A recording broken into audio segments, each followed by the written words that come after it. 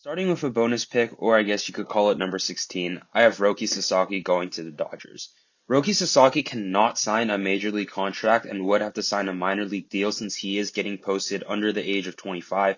This really makes money not that big of an issue, but even with that, I still think he's going to be a Dodger. Because when they meet with him, they're going to have Shohei Ohtani sitting on the left of him with Yoshinobu Yamamoto being on the right and that giant World Series trophy on that table. I feel like that's a really hard deal to pass up on. Starting the actual list at number 15, I have Sean Manaea going to the Orioles for 4 years, $100 million. Baltimore needed pitching really bad this year with a lot of their key starters hurt, and they could potentially lose their ace Corbin Burnes this year in free agency. They need a frontline starter, and with Manaea having a 3.47 ERA and 181 innings, with him showing up in the playoffs this past season, Manaea is going to get paid by this new Baltimore ownership. Next, going on to number 14, I have former New York Yankees second baseman Gleyber Torres going to the Seattle Mariners for 1 year, $14 million.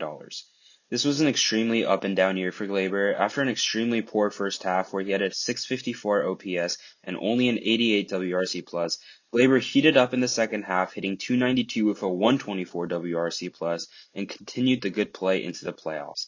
It seems like his time with the Yankees is done as he completely revamped his Instagram and removed it as if he never played with them.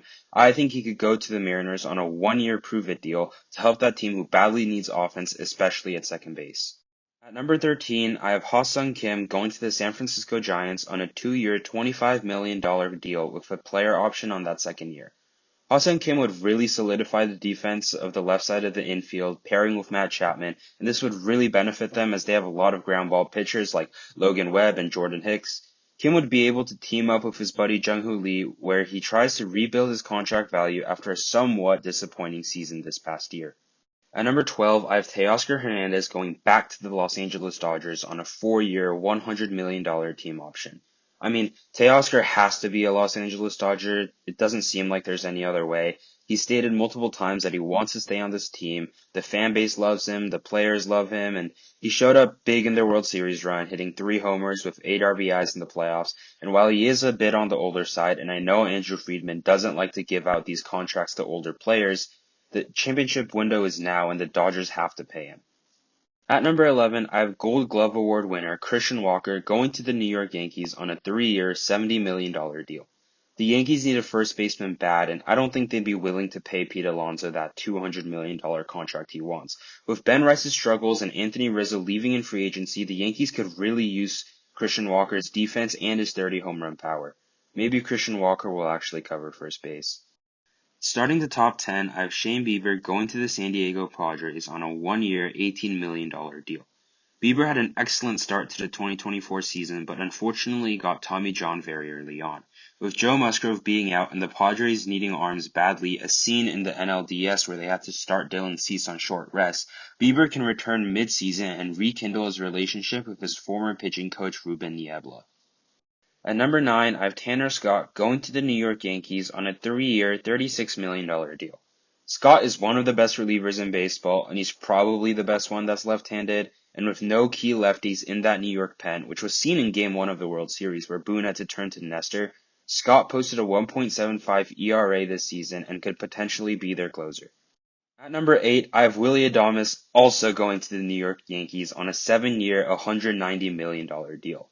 With as much money as the Yankees are spending, I think you can see what I think about their chances with Juan Soto, but if the Yankees lose him, they're going to need to find offensive value elsewhere. Adames has stated that he's willing to move to third base for whatever team that signs him, which would allow them to keep playing Anthony Volpe at shortstop. Adames' really good glove and his 30 home run power could really play in this New York Yankee lineup. At number 7, I have Pete Alonso staying in the NL East but going to Washington for the Nationals at 7 years, $205 million.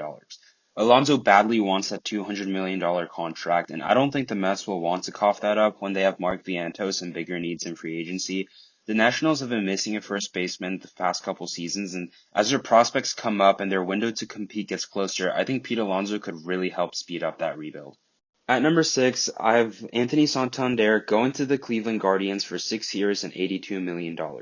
While the Guardians are not known for spending money, I think it's totally possible that they cough up $14 to $15 million a year to sign this power bat. While he isn't an on-base machine, Santander is still a well above league average hitter as he boasted a 133 WRC plus this year. It seems like all playoff run, the Guardians were really missing that oomph in the middle of their lineup, and Santander could really help address those needs. Starting the top five, I have Max Fried going to the Los Angeles Dodgers on a 2-year, $54 million deal with a player option for that second year. Max Fried grew up in Southern California as a Dodger fan, and the Dodgers can never have enough pitching as seen with their injuries this past season. Adding on to that, while they do have a lot of starters, none of them have been able to prove their health as Max Fried has pitched around 170 innings every single season. And also, the Dodgers don't have many left-handed starters, and Fried is one of the best left-handed starters in the game. The Dodgers don't like giving out long-term deals, and with Max Fried having somewhat of a disappointing season, posting his highest ERA and lowest K percentage since 2019, I think he could take a 1-year deal and try free agency again next year like Blake Snell did this previous offseason. Speaking of Blake Snell, I have Blake Snell going to the Los Angeles Angels at 6 years, $180 million. I can see the Angels dishing out for their talents, and while they aren't super competitive, the Angels seem to love to spend money in, let's say, interesting areas. Snell also doesn't really want to leave the West Coast, and I don't think the Dodgers will be able to dish out that money, and I don't think San Francisco or San Diego is willing to spend that much money on a starter. So, hey, I mean, I guess this isn't a move that doesn't really make much sense, but hey, the Angels don't really make much sense either.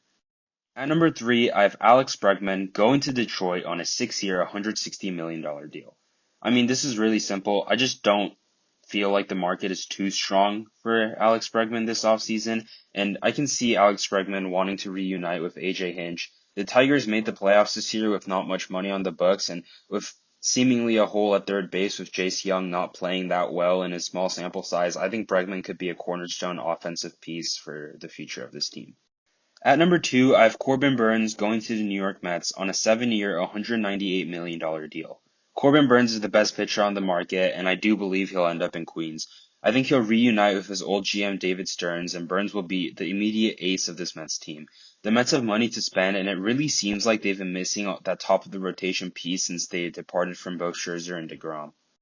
And to round out their entire massive offseason, I think Juan Soto stays in New York, but as a New York Metropolitan. I have him going to the Mets at 14 years, $620 million, but I also wouldn't be surprised if he gets really close to that $700 million mark. I think simply that this is just a case that Cohen will be able to outbid every single team in the running, and Soto's a generational talent, one of the best free agents we've ever seen, and adding Juan Soto onto a team that just made the NLCS will make the Mets dangerous contenders for years to come. So those are my top 15 free agents and where I think they're going to sign with Roki Sasaki. Please make sure to comment what you agree with, what you disagree with, where you think other free agents will go. Maybe I was wrong on money, the team. Please just make sure to comment your thoughts. Please like and subscribe as I help to grow this YouTube channel. Thank you.